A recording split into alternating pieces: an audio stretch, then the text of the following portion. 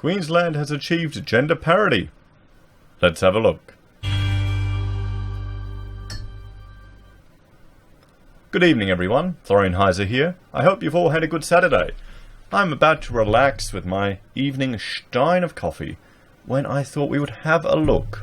We'd have a look at this announcement, this joint statement from our Premier, Minister for Child Safety as well, coming together to announce that they've done it. They've achieved gender parity here in Queensland. Now, before we go through this media statement, before we go through it, I will just find, there's another thing I want to talk about, another article from the paper that just might be related. And before I go into this, I'm going to have a bit of my coffee. Because I will tell you quite honestly, your gender should be completely irrelevant to your job in most circumstances. I'm sure there'll be some, maybe specific jobs where maybe you're hired as an actress or an actor and they want someone of a certain gender or particular roles. But the majority of positions, it really shouldn't make a difference. It really shouldn't. And this is a prime example where political ideological maneuvering has gotten in the way and put people's lives at risk. So, Queensland Mines Minister, and this was from July this year, has been accused of putting gender equality ahead of miner safety after revelations the government's Coal Mining Safety Board did not meet for months because it did not have enough women members. Okay? Just think about that. I mean, we can ask, one can question if the safety board would have had an impact or not. That's another point of discussion. But it obviously exists for a reason. And that wasn't meeting because they didn't have enough women members. So 6 workers have died in Queensland's mines and quarries in the past 12 months. The deadliest year in the state's resource industry in nearly 2 decades, including a 27-year-old man who died in the early hours of Sunday at Barraba, central Queensland. Yet at the height of the safety crisis, the state's Coal Mining Safety and Health Advisory Committee, which gives the minister expert advice and plays a significant role in protecting workers, could not meet for 4 months because it did not have the right gender representation. Okay? This is the body that's giving advice to the minister.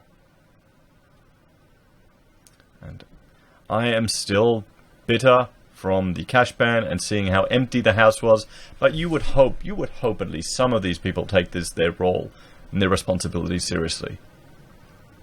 Queensland Mines Minister Anthony Linham confirmed the committee had to be re-established this week after the 2 most recent deaths.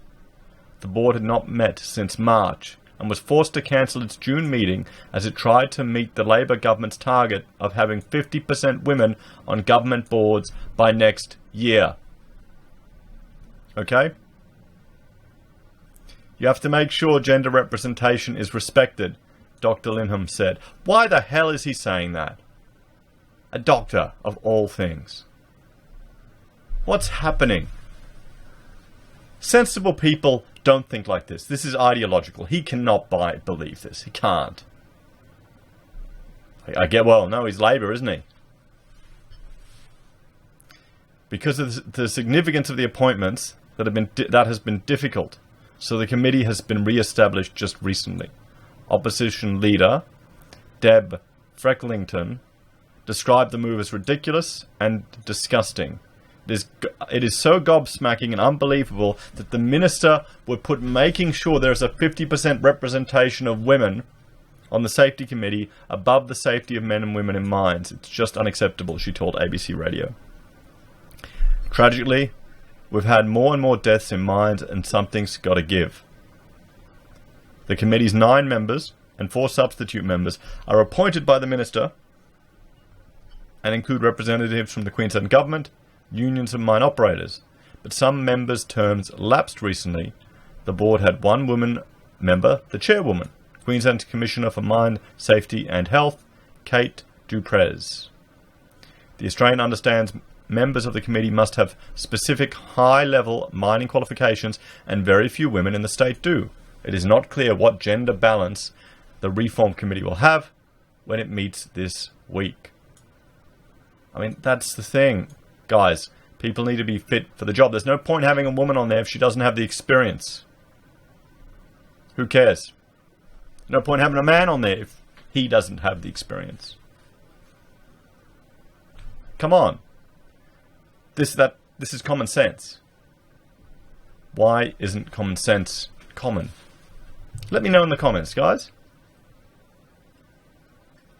CFMEU Mining and Energy Queensland District President Stephen Smith, who sits on the committee, told the Australian common sense should have prevailed, and the issue should have been sorted faster, but that would not have stopped the deaths. He said Queensland's entire mining industry needed to stop work for at least 24 hours to reflect on safety, and the State Mining's Inspectorate needed extra funding for more inspectors and unannounced mine safety checks. There's a push for productivity at all costs, and no consistent approach to risk assessment, he said. Dr. Linham last night announced a mine safety summit at Parliament tomorrow, and 2 expert independent probes into health and safety in the state's mines and quarries. So there you go. I mean, this here is the outcome of this policy that they're so proud of. The Palaszczuk government has delivered on its target of 50% women in government boards by 2020. Making the announcement in Parliament Day, the Premier said her government had made a concerted effort to push the boundaries for gender equality. In the modern world, democracy should include gender parity, the Premier said. As a government, we've led by example with 50-50 women and men in cabinet. Oh, well, here's another idea. From my perspective, gender is irrelevant, but here they think it is. Why should it be 50-50? Just because it's the population? Shouldn't it be related to maybe who pays more tax? Who pays more tax? Let me know in the comments, guys, if you could guess which gender pays more tax. Just let me know. I think some of the MGTOW guys may be able to answer that one for us. You know, I'll get them to step up. So 4 out of 5 of our assistant ministers are women. Okay, so wait, that's not 50-50.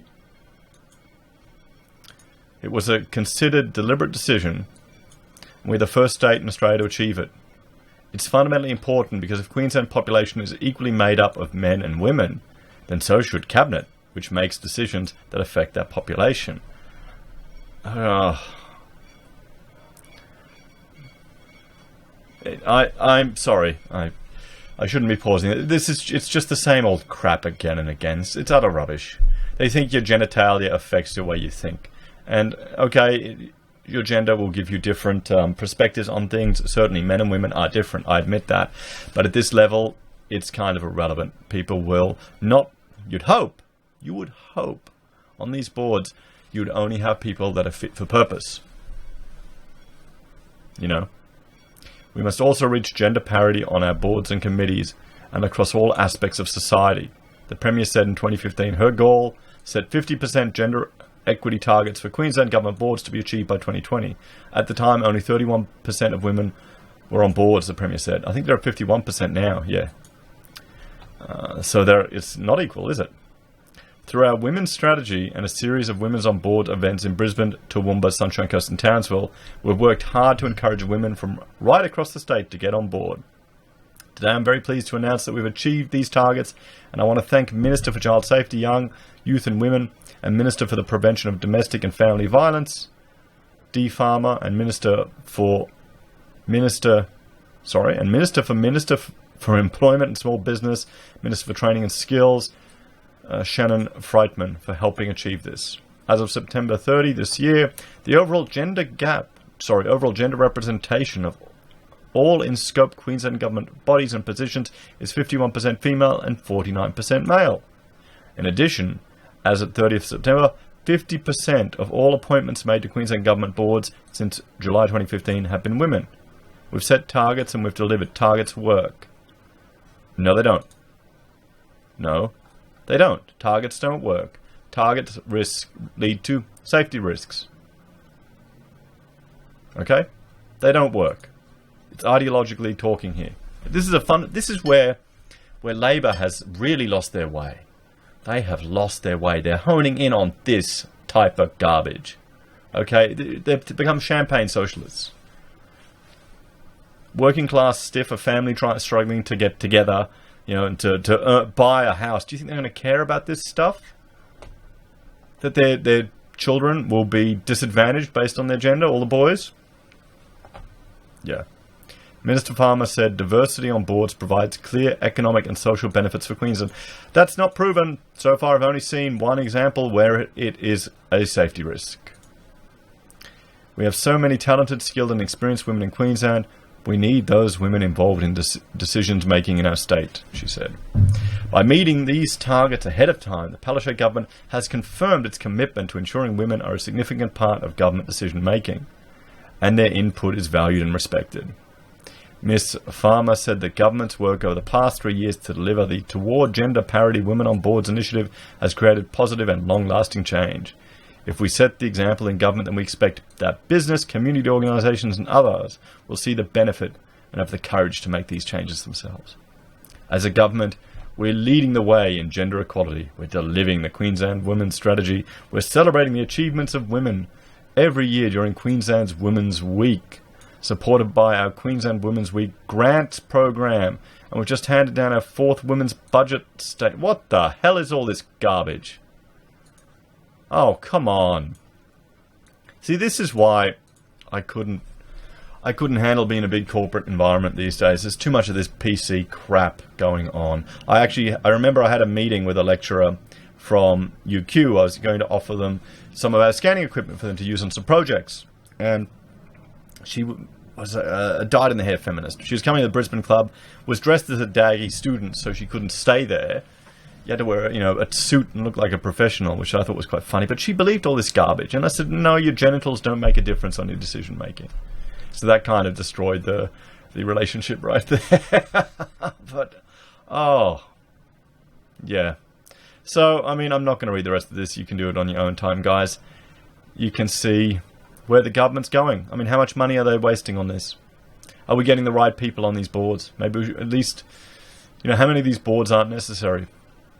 Women's Week grant program, a women's budget statement. Are they going to start firing women to ensure now they've got 50-50% because they don't have gender parity, do they? They don't. All this is just pointless waste of time. It's a government attempting to do something, just moving around people to try and say we've achieved something. When, the economy is in a lot of trouble. We're running out of water in a lot of parts of Queensland. We've got bushfires ravaging the countryside. Yeah. Sure. You got your 50-50 boards. Good work. Anyway, guys, let me know what you think in the comments. Do you think we need to have gender parity on these boards? Do you have gender parity in your offices? On the work site? Do you go out of your way of hiring people of a particular gender? Or do you not care? Take care, everyone. Like, share, and subscribe, and I'll see you next time.